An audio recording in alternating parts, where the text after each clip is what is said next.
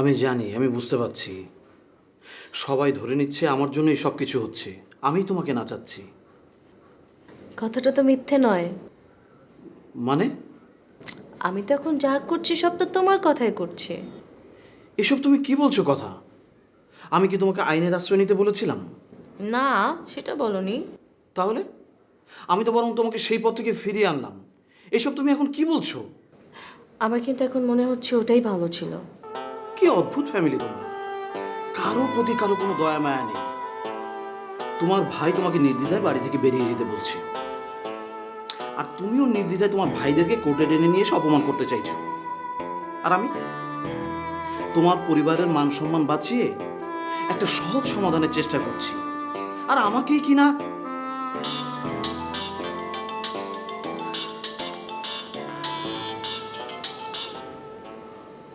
Hello. কেমন আছো কথা? জি ভালো আছি। আপনি কে বলছেন? আমি তোমার বড় ভাবি।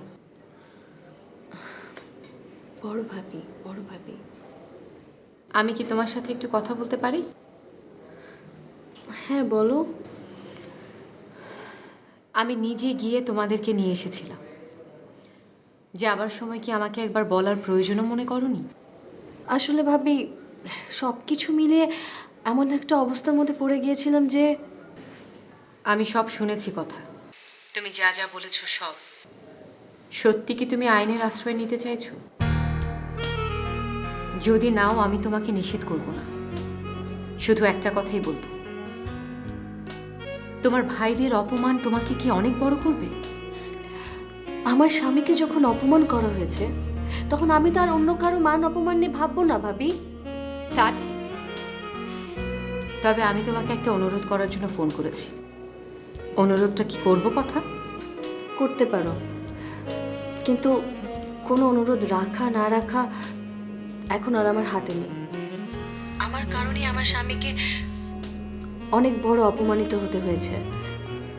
আমি আর নতুন কোনো অনুরোধ রেখে আমার স্বামীকে অপমান করতে পারবো না। তোমার এই কথাটা শুনে খুব ভালো লাগলো কথা। তো তোমার স্বামী কি আছে তোমার পাশে? দাও না একটু কথা বলি। এই শোনো, ভাবি তোমার সাথে কথা বলতে চাইছে। আমি কি কথা বলবো? আরে শুনুই না, কি বলো না।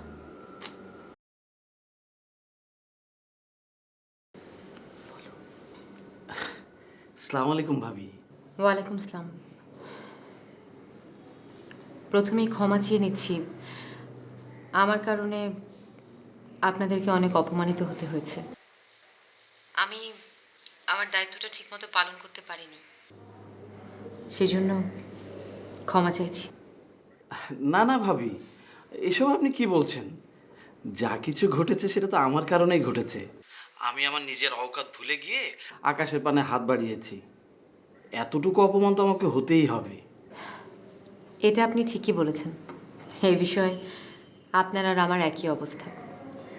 অফিসের কর্মচারী থেকে বাড়ির বউ হয়েছি, পদে পদে মাসুল তো আমাকেও দিতে হচ্ছে। যাই হোক, যে কারণে ফোনটা করলাম, জি ভাবি বলুন। একবার তো আমার কথা মেনে নিয়েছিলেন, সেটা আপনার জন্য খুব ভালো কিছু হয়নি। আমাকে কি আর একটা সুযোগ দেওয়া যেতে পারে? না না, এখনই কিছু বলতে হবে না। আপনি নিজে একটু ভাবুন, তারপর কথার সাথে আলোচনা করুন, তারপর না হয় বলবেন। আমি আসলে আরেকবার শেষ একটা চেষ্টা করে দেখতে চাই, যদি ভালো কিছু করা যায়। জি ভাবি। এখন রাখছি তাহলে। আসসালামু আলাইকুম।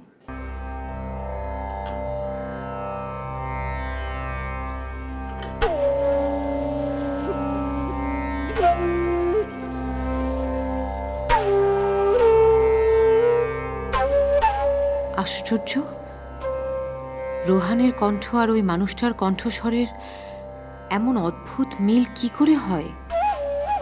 তবে কি রোহানি?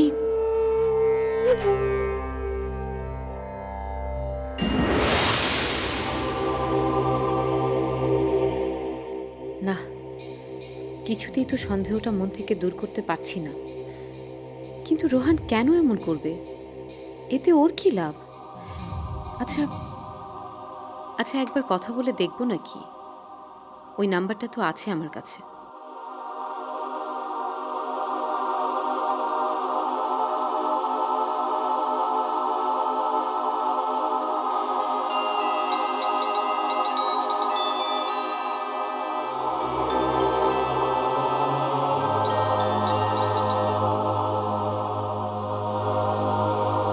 হ্যালো।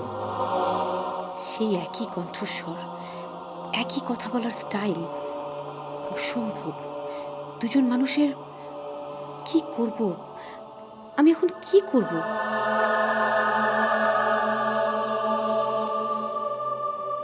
কি ব্যাপার, ফোন করে চুপ করে আছেন যে? কিছু যদি বলার না থাকে তাহলে আমি ফোন রাখছি। আপনার সাথে আমার একবার দেখা হওয়া উচিত। কেন দেখা হওয়া উচিত কেন? পুরো বিষয়টা নিয়ে আমি আপনার সাথে কথা বলতে চাই। আগে তো দরদামটা হোক, লেনদেন হোক। হবে, সব হবে। সাক্ষাতে সব ঠিক করে নিতে চাই আমি। না, এখনো তার সময় হয়নি। কিন্তু আমি তো নো ম্যাডাম,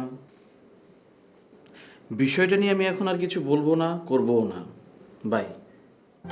হ্যালো,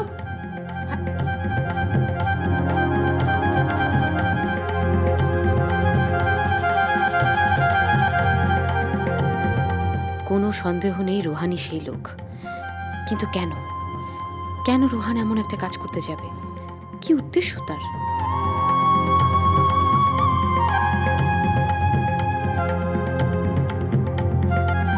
বৌমা, তোমার কাছে একটা বিষয় জানতে এলাম বৌমা। জি, বসুন না বৌমা। তুমি কি কথার সাথে কোনো কথা বলেছো বৌমা? মেজো বৌমার কাছ থেকে তুমি কথার নাম্বার নিলে যে, কি বললো কথা? ও আসলে অনেক রেগে আছে, কষ্টও পেয়েছে। রোহানকে অপমান করে বাড়ি থেকে বের করে দেয়া হলো।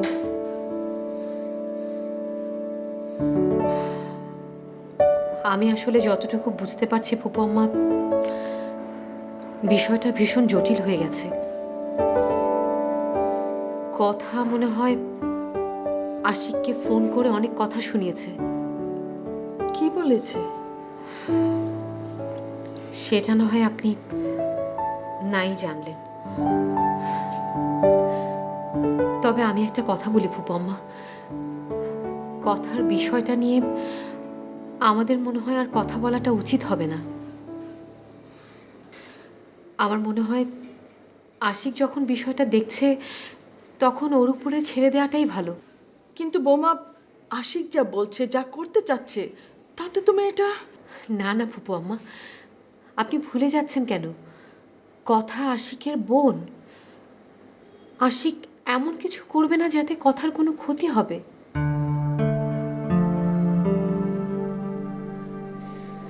কিছু কিছু সময় মেজাজ দেখাবার দরকার আছে ফুপু আম্মা।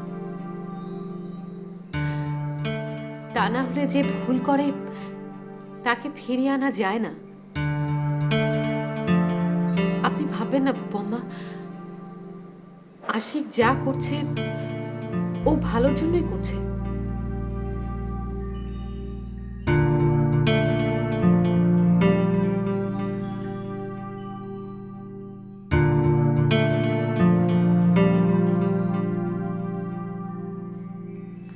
দেখো আতিক, তুমি আমি তর্ক করতে পারি, কোনো কিছু যদি আমাদের ভালো না লাগে সেটা নিয়ে আমরা প্রতিবাদ করতে পারি, কিন্তু পরিবার থেকে তো আমরা মুখ ফিরিয়ে নিতে পারি না। হ্যাঁ, বিষয়টা আমারও ভালো লাগেনি, কিন্তু এটা তো বিশ্বাস করো বড় ভাইয়া না বুঝে কিছু করেন না। নিশ্চয়ই তার কোনো না কোনো প্ল্যান আছে। এসব চিন্তা মাথা থেকে ফেলে দিয়ে কালকে সকাল থেকে অফিসে আসো। না ভাইয়া, সেটা আমার পক্ষে সম্ভব নয়। এসব কথা বললে তো হবে না। তুমি সামান্য একটা বিষয় নিয়ে তুমি যদি এসব কথা বলো তাহলে তো হবে না। বিষয়টা মোটেই সামান্য নয় ভাইয়া। বাইরের কেউ একজন এসে আমাদের সবার মাথার উপরে লাঠি ঘোরাবে? আতিক, তুমি কিসব বাজে কথা বলছো? বড় ভাবি বাইরের কেন হবে? বাইরের লোক নন? কখনোই না। তাহলে নিশা, মেজ ভাবি তারা কি? তারাও এই পরিবারের লোক, তোমার আমার মতো। তাই যদি হবে মেজ ভাইয়া, তাহলে নিশাকে কেন এই বাড়ি থেকে চলে যেতে হলো? সামান্য এই দাবিটুকু তার, অথচ তোমরা সবাই মিলে। আতিক, তুমি কোনটাকে সামান্য দাবি বলছো? এই পরিবারটাকে টুকরো করার দাবি তোমার কাছে সামান্য? আলাদা হওয়া মানে টুকরো হওয়া নয় মেজ ভাইয়া। আর তাছাড়া একদিন তো হতেই হবে, এখন হলে দোষ কি? কোনো দিনও হবে না আতিক, কোনো দিনও না। হচ্ছে তো ভাইয়া, এখনই হচ্ছে। কথাকে তো তুমি ফেরাতে পারবে না। পারবো আতিক, পারবো। তুমি জানো না আমি কিছুই জানতে চাই না মেজ ভাইয়া। আমি শুধু জানতে চাই, আমি যেটা চাইছি সেটা তুমি করবে কি না। না, হবে না। না? হ্যাঁ, শুধু তুমি কেন, কাউকেই আমি এটা করতে দিব না। কিন্তু না আতিক, আর কোনো কথা নেই। তুমি এখন আসতে পারো। বড় ভাইয়া কিন্তু বলে গিয়েছিল। সেটা তুমি বড় ভাইকে জিজ্ঞেস করো। তুমি এখন যাও, আমার সামনে থেকে যাও, যাও। এসব কথা এখন কেন তুলছো আতিক? আমি তোমাদের ভাইদের মধ্যে কখনোই কোনো কথা বলি না, কিন্তু আজকে কথা না বলে পারছি না। আমি বলো, নিশা বলো, আমরা সবাই এই পরিবারের বাইরে থেকে এসেছি। এটা ঠিক, তোমাদের সবকিছু আমাদের পছন্দ হয় না, কিন্তু এটাও ঠিক যে আমাদের খারাপ লাগাটাকে প্রাধান্য দিয়ে তোমরা এই পরিবারটাকে ভেঙে দেবে, সেটাও কিন্তু হবে না। নিশা না হয় অবুঝ, কিন্তু তুমি তো তা নাও। আমাদেরকে ছেড়ে তুমি কিভাবে যাবে? হুটহাট করে কোনো সিদ্ধান্ত নিও না ভাই। নিশাকে বুঝিয়ে শুনিয়ে বাড়িতে নিয়ে এসো। তার কোনোদিনই হবে না ভাবি।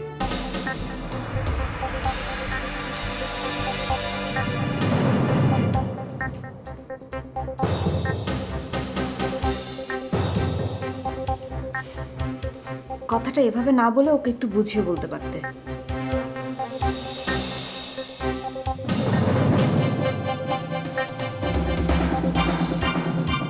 কি ব্যাপার জামান ভাই, কিছু বলছো না কেন? কি বলবো সেটা বুঝতে পারছি না। একটার পর একটা ঘটনা যেভাবে তোমার ভিতরে তালা বেঁধে উঠছে, আমি সত্যি ভয় পাচ্ছি। আমি বুঝতে পারছি না কেন এসব জটিলতা তুমি নিজেকে জড়াচ্ছ। আমি জড়াচ্ছি কোথায়? আমাকে তো জড়ানো হয়েছে। ছেড়ে ফেলে দিলেই হয়। বিষয়গুলো কি সত্যি ঝেড়ে ফেলে দেবার? একটা বিষয় নিয়ে দিনের পর দিন আমাকে বিরক্ত করা হচ্ছে, আর আমি সত্য মিথ্যেটা জানবো না? বুঝলি, সত্য মিথ্যার হিসাব খুব সহজ, বিশেষ করে যার কোনো ভিত্তি নেই। ছায়ার সাথে লড়াই করে কখনো সত্য মিথ্যা যাচাই করা যায় না।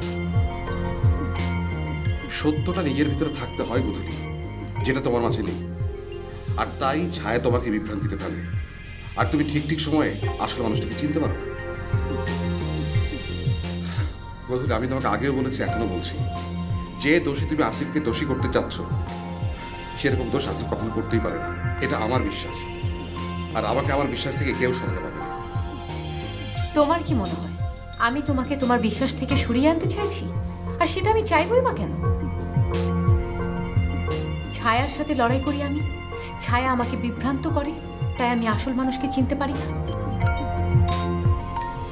যদি আমি বলি ছায়া নয়, আসল মানুষই আমাকে বিভ্রান্তিতে ফেলে। তোমার মতন এমন বিশ্বাসের কথা আমার ফুপু শাশুড়িও আমাকে বলেছেন, আর সে কারণেই আমার ভেতরে দোলচালটা একটু বেশি। কারণ তোমাদের বলা আর আমার জানার মধ্যে যে বিস্তর ফারাক হয়ে যাচ্ছে। কি বলতে চাইছো তুমি? যেটা বলতে চাই সেটা আমি বলতে পারছি না। কেন পারছো না? ওই যে বললাম, তোমাদের বলা আর আমার জানার মধ্যে রয়েছে বিস্তর ফারাক। আমার ফুপু শাশুড়ি আমাকে জিজ্ঞেস করেছিলেন আসিফ কি আমাকে তার সঙ্গে নেয়নি নাকি আমি নিজের ইচ্ছেই তার সাথে যাইনি। আমি তাকে সত্যি উত্তর দিতে পারিনি। হ্যাঁ, সে আমাকে নিয়ে যেতে চেয়েছিল, কিন্তু আমি যেতে চাইনি, ওটা ছিল আমার অভিমান। কিন্তু পরে তো আমি তার সাথে যেতে চেয়েছিলাম, তখনও আমাকে নেয়নি। অদ্ভুত অদ্ভুত সব কথা বলেই অফিসের দায়িত্ব আমাকে দিয়ে বোঝালো যে এখানে আমার থাকাটা দরকার, আর আর আমিও সেটা মেনে নিলাম। তাহলে এখন তোমার এইসব কথা কেন মনে হচ্ছে? ওই যে বললাম, রোহানের সাথে কথা বলার পর আমার মাথাটা কেমন এলোমেলো হয়ে গেল। এটাই তোমার সমস্যা। চিড়ে কান নিয়ে গেছে শুধু তুমি চিড়ের পেছনে ছুটতে শুরু করো। এটা তো ঠিক না। অহেতুক তুমি একটা মানুষকে ছোট করতে পারো না। না জামাল ভাই, আমার সেরকম কোনো উদ্দেশ্য নেই। ধরে নিলাম তোমার কথা ঠিক, আমার ফুপু শাশুড়ির কথা ঠিক, তবুও যে একটা কথা থেকে যায়। এমন একটা কথার জন্ম হলো কেন, কে জন্ম দিল, আর সেটা নিয়ে কেন আমাকে বিরক্ত করা হচ্ছে? আর সব থেকে বড় কথা হলো, কথাটা শেষ করো গধুরি, বলো কি কথা?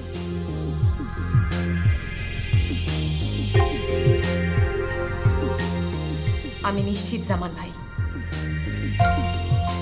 রোহানি সেই লোক। হতে পারে, তাতে কি যায় আসে?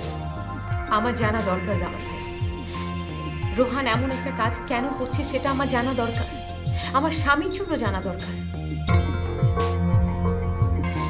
এই কাজটা তোমার করে দিতে হবে জামান ভাই। আর সেই সাথে তোমার এটাও খোঁজ নিতে হবে যে স্নেহা এখন কোথায় আছে।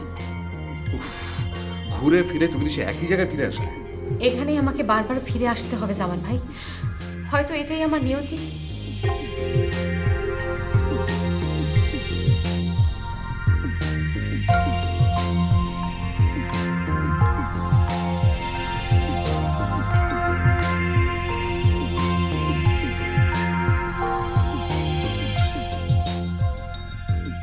আমি আসলে বুঝতে পারছি না তুমি কি চাচ্ছ রোহান। দেখো, এভাবে সময় নষ্ট করা কোনো মানেই হয় না। আমি তোমার কাছে পরিষ্কার করে জানতে চাচ্ছি, তুমি যদি বিষয়টা না পারো তাহলে আমাকে বলো, কারণ আমার ভালোটা তো আমাকে বুঝিয়ে নিতে হবে। পরে কিন্তু আমাকে কোনো দোষ দিতে পারবে না। না রিমা, দেব না, বরং খুশি হব যে তুমি অন্তত পক্ষে তোমার ভালোটা বুঝে নিতে পেরেছো। আমি তো সবসময় তোমাকে ক্ষতির দিকেই টেনেছি। তবে কথা কি জানো রিমা, কথাটা শেষ করো রোহান। আমার উপর প্রতিশোধ নেওয়াটাই তোমার সবচেয়ে ভালো। বুঝলাম না। অবিশ্বাসের ভালোবাসা বয়ে বেড়ানোর চেয়ে প্রতিশোধ নিয়ে তুমি আমাকে মুক্তি দাও। এসব তুমি কি বলছো রোহান? হ্যাঁ রিমা, একদিন ভিডিও ক্লিপ দিয়ে আমি তোমাকে ব্ল্যাকমেল করেছিলাম, আর এখন তুমি আমার সিগনেচার নিয়ে আমাকে ব্ল্যাকমেল করার চেষ্টা করছো। আমি তোমাকে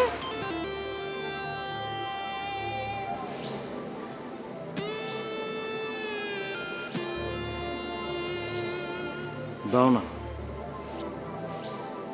কথার কাছে, কথার পরিবারের কাছে আমার মুখোশটা খুলে দাও না, তাহলে তুমিও বাঁচো, আমিও বাঁচি।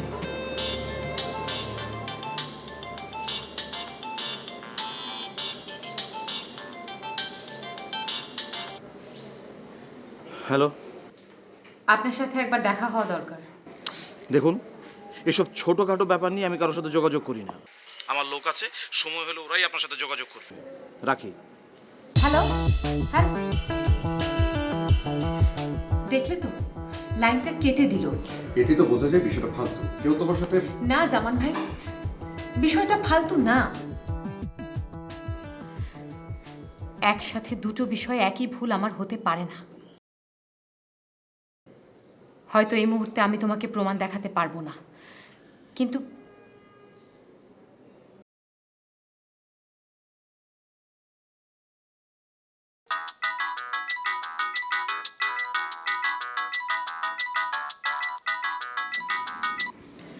হ্যাঁ ভাবি বলো।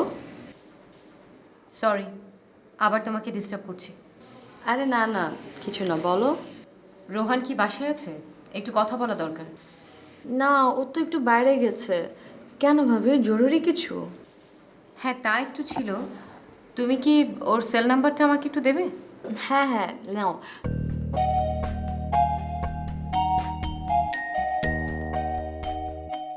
থ্যাংক ইউ কথা। এখন তাহলে রাখছি। আচ্ছা ভাবি, কোনো ঝামেলা না তো?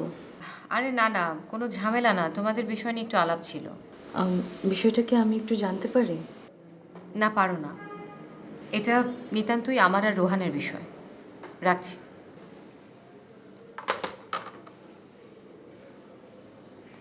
নাও, এই নাম্বারে এখন তুমি ফোন করে রাখো। আমি কেন? হ্যাঁ, কারণ আমার নাম্বার থেকে আমি ওর সাথে একটু আগে কথা বলেছি। এখন যদি আবার এই নাম্বার থেকে ফোন করি তাহলে তো সে বুঝে যাবে, সন্দেহ করবে। যদিও সেই মানুষটা হয়, আমি নিশ্চিত। তাহলে আর এসবের দরকার কি? একটা প্রমাণ আমার হাতে থাকা দরকার। ফোনটা করো।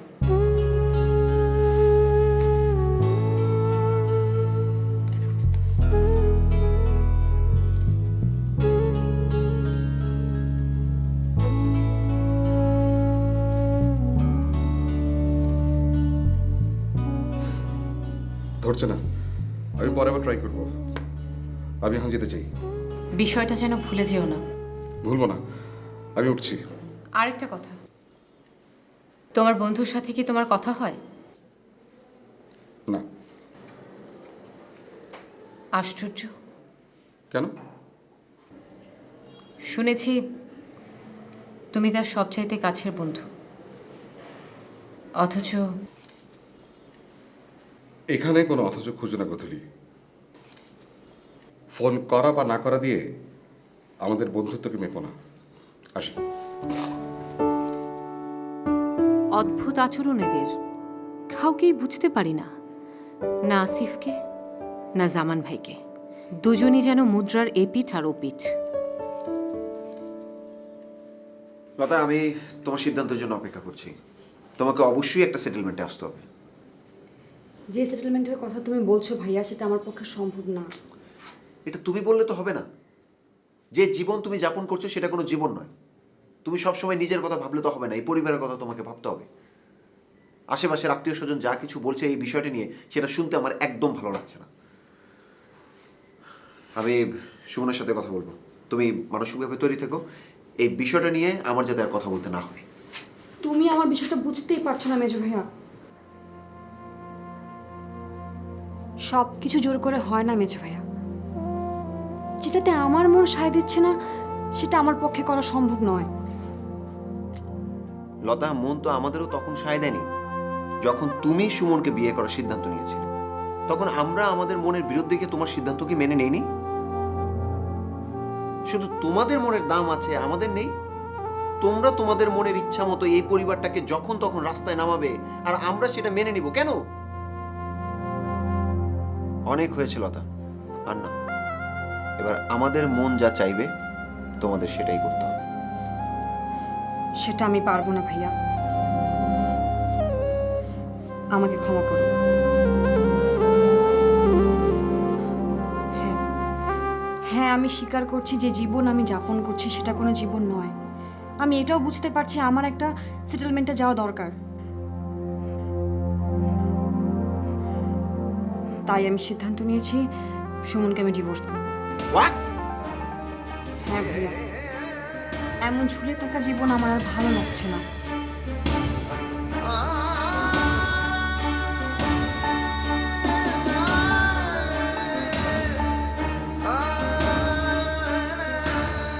আমারও সত্যি ভালো লাগছে না, একদমই ভালো লাগছে না এই কথা ভেবে।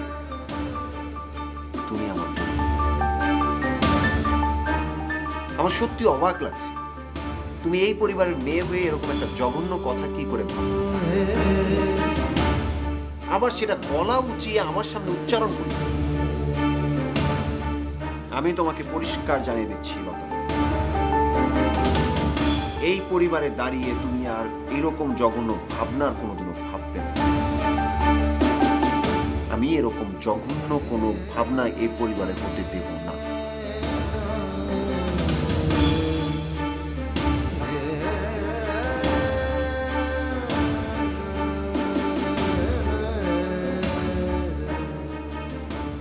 কথাও কিন্তু এই পরিবারের মেয়ে।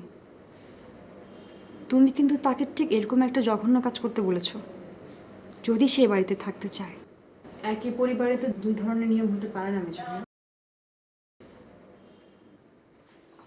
পারে, কারণ দুটি বিষয় এক নয়। তারপরেও যদি তোমার মনে হয়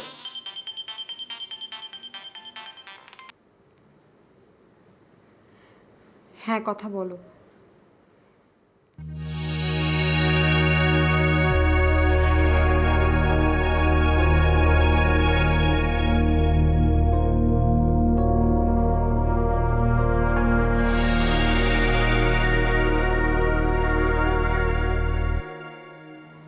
কি হয়েছে? অনেক বড় সর্বনাশ হয়ে গেছে মেজো ভাইয়া। কি সর্বনাশ? লতা, কিছু বলছো না কেন? কথা তার সমস্ত বিষয় সম্পত্তি রোহানের নামে লিখে দিয়েছে।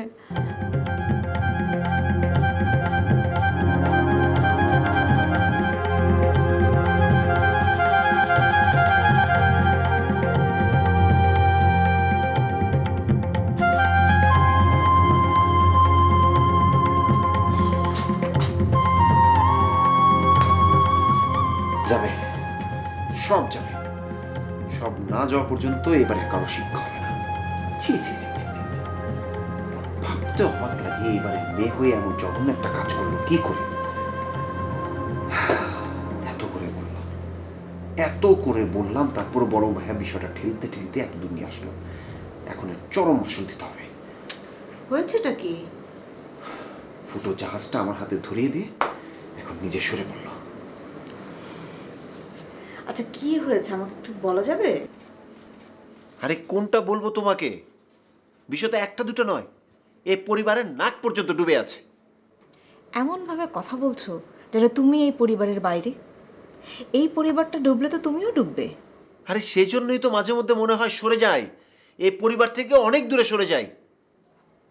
সে যখন যাবে তখন দেখা যাবে। এখন বলো তো, কি এমন বিষয় জানিয়ে তুমি এত উত্তেজিত হয়ে গেলে? লতা সিদ্ধান্ত নিয়েছে সুমনকে সে ডিভোর্স করবে। ওটার কি এখনো বাকি আছে নাকি? যা বাকি আছে তা তো একটা সিগনেচার মাত্র। জীবন মন যেখানে নেই সেখানে একটা সিগনেচার থাকলেই কি আর না থাকলেই কি। তা সেইটা নিয়ে এত উত্তেজিত হবার কি আছে? আছে, অবশ্যই আছে। এ পরিবারে এরকম ঘটনা এর আগে আর কেউ ঘটেনি। ঘটায়নি, এখন ঘটাবে। এই, তুমি কি আমার সাথে ইয়ার্কি করছো? সরি, সেই স্পর্ধা আমার কখনোই ছিল না, এখনো নেই। আমি শুধু তাই বলছি যা ঘটতে যাচ্ছে। তোমার কি মনে হয় কথার এই বিয়ে টিকবে?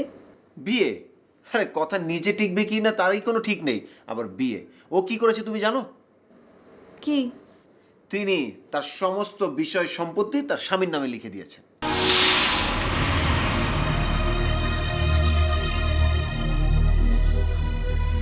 শেষ পর্যন্ত তাই তো হলো, যা ওই ছেলে চেয়েছে।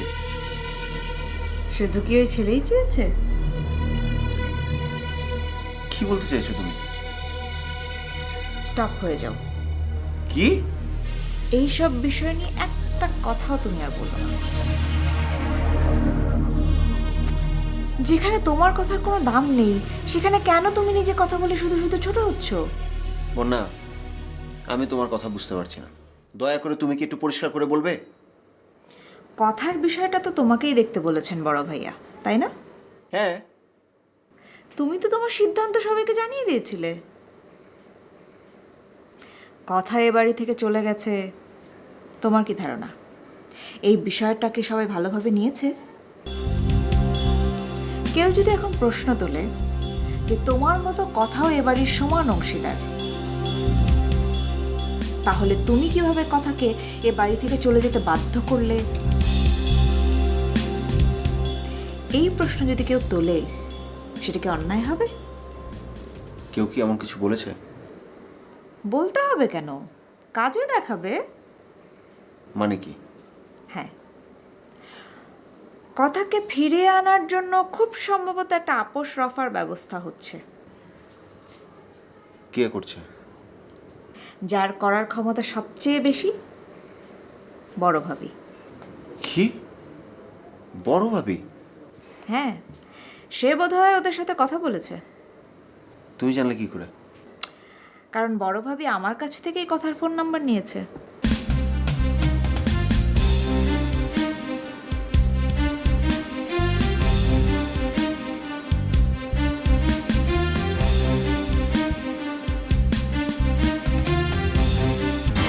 হ্যাঁ মা, তুমি কোনো চিন্তা করো না।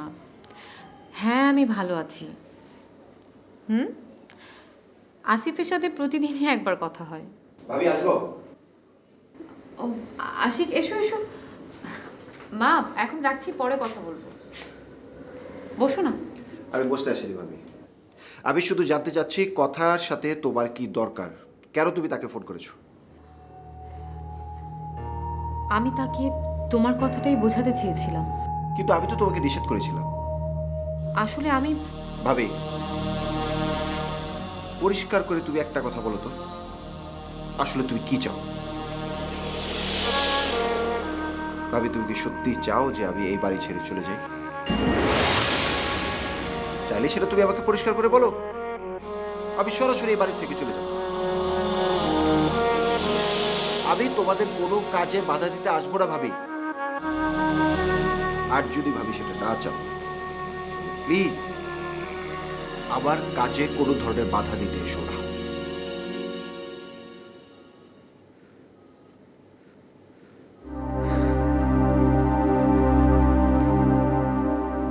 ভাবি, কথা তো আমারও বোন, ওর জন্য তো আমার ভিতরে অনেক কষ্ট হয়। এরকম না যে কারো চেয়ে অনেক কষ্ট কম হয় আমার, কিন্তু কি করবো ভাবি? বড় ভাইকে আমি অনেক বুঝালাম, কিন্তু কিন্তু সে কিছুই বুঝলো না। ভাবি প্লিজ, তুমি তো অন্তত একটু বোঝো। সংসারের প্রয়োজনে কখনো কখনো অনেক অনেক কঠিন সিদ্ধান্ত নিতে হয় ভাবি, কখনো কখনো মুখ ফিরিয়ে নিতে হয়। কিন্তু কথা যা করলো, একটু আগে সে ফোন করে আমাকে জানিয়ে দিয়েছে সে তার সমস্ত বিষয় সম্পত্তি তার স্বামী রোহানের নামে লিখিয়ে দিয়েছে।